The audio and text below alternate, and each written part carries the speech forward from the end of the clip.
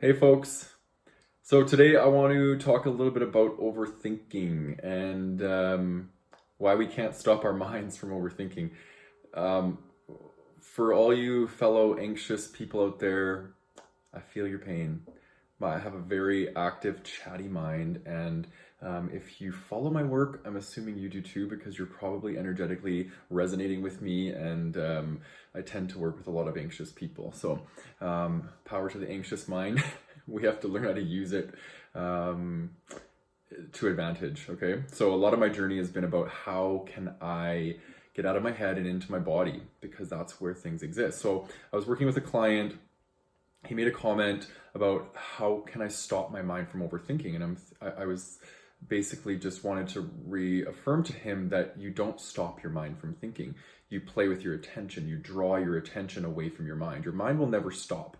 Okay, that's not the job of the mind. The mind's job is to always be on, be active, be alert, and it's the responsibility of us as our witness consciousness to be able to pull our attention away from the mind and create stillness by playing with attention. Okay, so when we go at it in this, and even just think about this when you're meditating.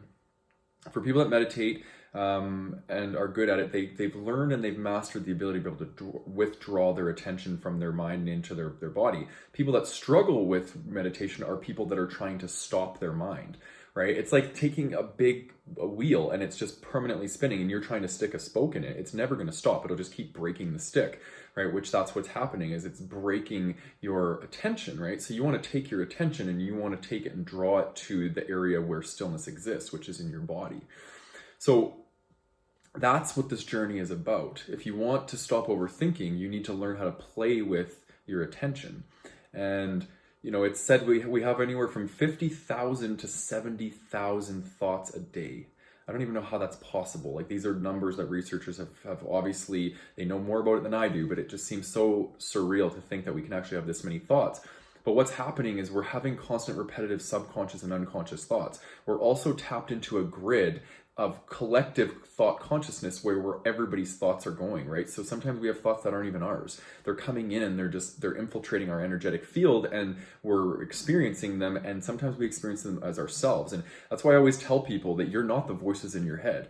You're not the thoughts you think, because you're more than that. You have an energy inside of you, and that's what we really are. So don't try and stop your thoughts.